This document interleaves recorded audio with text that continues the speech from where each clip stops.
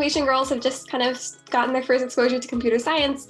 So I think it's going to be really exciting for them to see what you've done in astrophysics and how that could potentially be related to a path they would want to follow. So just to start off, can you explain how you got interested in astrophysics? What was it about it that appealed to you? And how did that really motivate you to propel yourself forward from there? Yeah. Okay. So it's a long story in the sense that, I mean, I was also always fascinated by, science in general. So I didn't start specifically having in mind only space as I ended up, but it was really more an interest in science, so biology and also a little bit of psychology, neurosciences. So it was really quite broad. Then I don't know if the event of the first man landing on the moon really had a huge impact on that, on my, let's say, future decisions. For sure, I remember the event of Armstrong and Buzz Aldrin really on the moon being one of the key, let's say, highlights in my life. Then I still remember that, and it was, to be very honest with you, unfortunately for me, 50 years ago.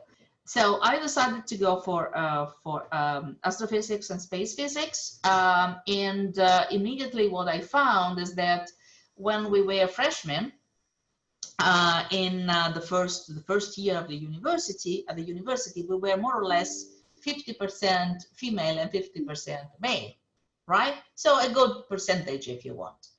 At the very end, when I got my graduation, I was the only one out of 10. So the day in which I had to defend my thesis was really completely different, the scenario in terms of percentage, from what I had at the beginning. You have to consider that I started my university around, so it was 79 when I started, and I graduated in 84. So the situation was different. For us was more really a continuous fight. Every single moment was a fight to demonstrate that we were at least equal to the others, to the men, right? That's more or less my background, let's say. Yeah. That's amazing. Do you mind giving me a specific example of a time that you experienced discrimination and what exactly you learned from that? Because I know this is the kind of thing where if girls just get into the tech industry or in STEM in general, those initial experiences with discrimination can very negatively impact how they kind of see themselves. I had in my career, mainly at the beginning, some what you can call discriminations. However, I never concentrated too much on the negative side, but I'd also always looked at this potential showstoppers or problems as, let's say, ways or challenges, ways to learn and become stronger. You know, when you are young and female, at least in this world, now it's a little bit different, but I was very often the only one out of 50 men. So I was using a technique. For the first part of the meetings, each meeting, I was silent. I was not saying anything, just listening and just trying to understand the characters. I mean, the psychological, let's say, approach that we are having around the table. After a few hours, okay, they were not even looking at me anymore, right? Because I was there like a sort of, a statue. So what I was doing was to, as I said, wait for the right moment and start giving my advice and asking for this and that and trying to get them to agree on my points. And usually I was successful, let's say, I don't want to say 100%, but 90%. And so every time I was able to bring back a lot of very good results, and I became known to be very clear, very straightforward. And so after a few of these meetings, all of them, as soon as I was sitting at the table, they were looking at me and say, okay, now we do a tour de table. We want to listen to everyone, because they knew that I was constructive and always trying to find a good compromise, which is also something that is extremely important when you negotiate for whatever on whatever topic. The most important part of the story is to understand what the others need to reach, because the compromise can be reached only if the two parties or more parties are happy. Otherwise, you cannot finalize, let's say, your negotiation. And that's also one of the reasons why I'm very successful in international cooperation, because I'm always trying to understand first which is the need of my counterpart. Sorry, I'm talking a lot. No, that's super interesting. I think it's really inspirational how you're able to take these discrimination moments as learning points rather than I think that's something that a lot of girls can learn from that might stumble across situations like this as they're starting their careers. Yeah, also because, you know, the point is that sometimes when you start saying, okay, I'm discriminated, I mean, it's not what you need. At the very end, what you need is to be able to overcome the problem and to get what you want. And so in order to get what you want, you need also to play with the environment you have, because that's what you have to deal with. So better you understand which kind of problems you have, and then you fight in order to obtain what you want. So that's what I've been doing all my life. Yeah, playing to your strengths, that makes a lot of sense. Yeah. Switching gears a little bit, can you explain what your current role is as the director of the Office for Outer Space Affairs? What kind of projects you're working on? Absolutely. Okay, so I believe you know a little bit what the Office for Outer Space Affairs does, but just as a summary, the office was created in '59, so a long time ago, and at the beginning was mainly dealing with space law and was supporting the Committee on the Peaceful Uses of Outer Space, which was created more or less at the same time. And it's a committee reporting to the General Assembly of the United Nations and represented, and a certain number of member states are represented there. So the main goal of the office is to promote international cooperation, to help member states, in particular emerging and developing countries, to get the maximum from space infrastructures and space data, which means trying to bring the benefits of space to everyone, everywhere. That's what we try to do. We have to deal with a huge problem, which we call the space divide, which is more or less the same in digital divide, where you have a certain number, small number of countries which can really master space technologies. For example, in the United States, you have the GPS, which is a Global Navigation Satellite System. Mm-hmm. It's called GNSS, and it's one of the five GNSS that we currently have.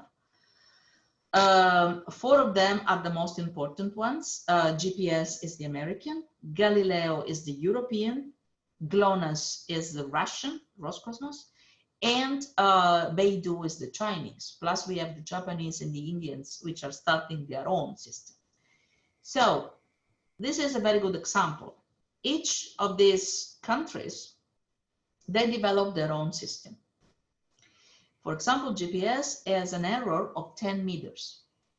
I don't know if it happens sometimes that you're looking for your position with Google Maps, and you see that you are here while instead you are on the other side of the street. And the reason is that the error on GPS signal is still 10 meters. But what if you combine the signals of all the GNSS constellations? So if you put all the constellations together, each country develops its own constellation. So they are free to continue to do what they've been doing until now. But what we do is to put them together, which means Russian, Chinese, Europeans, and Americans at the same table discussing how this system can be interoperable, which means that the precision of the data on Earth goes down to 30 centimeters.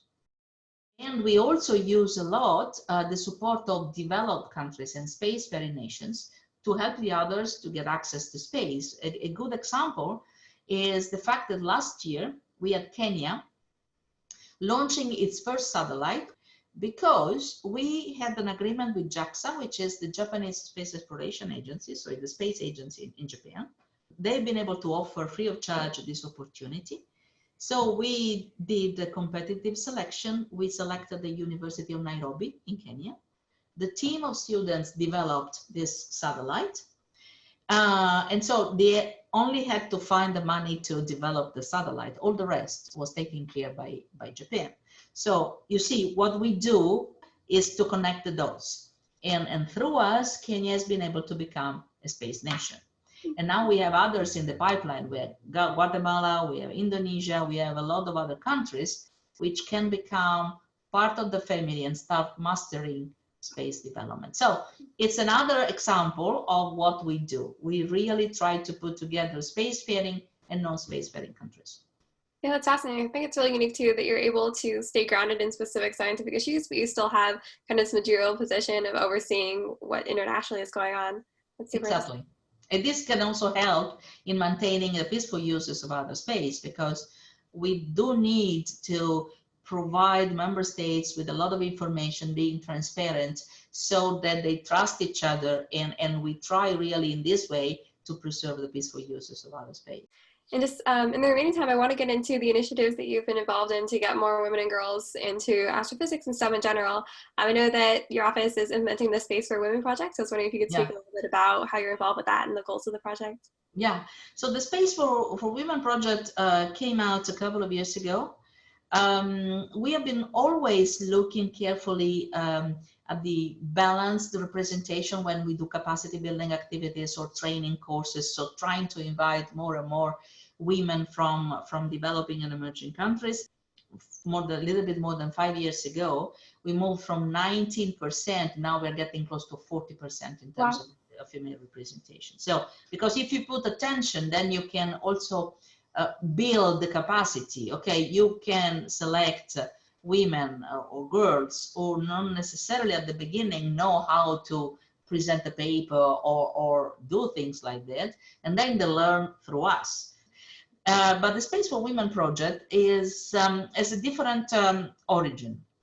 So the point was that in September 2015, the UN and all member states approved the so-called 2030 Agenda for Sustainable Development, which is the one underpinning the 17 Sustainable Development Goals. Now, in all these goals, the member states committed to support the challenges related to the SDGs. By 2030, they committed to find solutions at national level, okay? So not easy, because we are talking about zero hunger or reducing inequalities or peace and justice. So partnerships, it's quite complex. There are two SDGs particularly relevant for us, even if with space we can contribute to all the 17. One is SDG number 4, which is related to quality education. But SDG 5 was empower women and gender equality.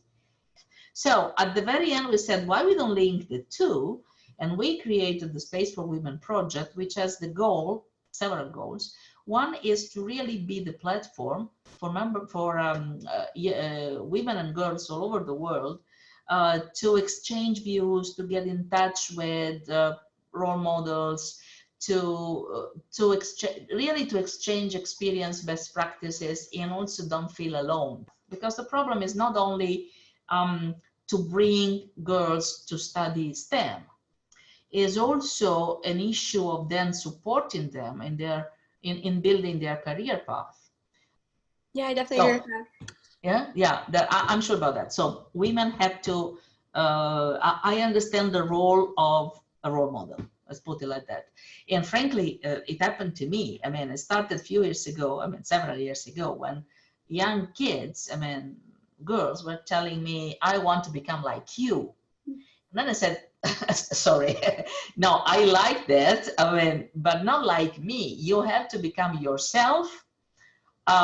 Getting some advice, that's true, but you cannot become like me, because there is no one equal to anyone else. Each of us is the integral of all our experiences, of our culture, everything together. Each of us is different. So I like the idea that someone says, it's also rewarding if you wait, I want to become like you, but I'm always saying to these young kids, yes, I agree, and thank you, but you have to become yourself, a stronger you. Yeah, it's really powerful advice. Well, I know we're actually over time now, but thank you so much Yeah, for I'm sorry. As I said, No worries. I like that. So Yeah, but thank you again. I'm sure this is going to be extremely valuable advice for all these Technovation students who are just starting to get into STEM. So thank you for your time. no, I mean, I hope it was been helpful.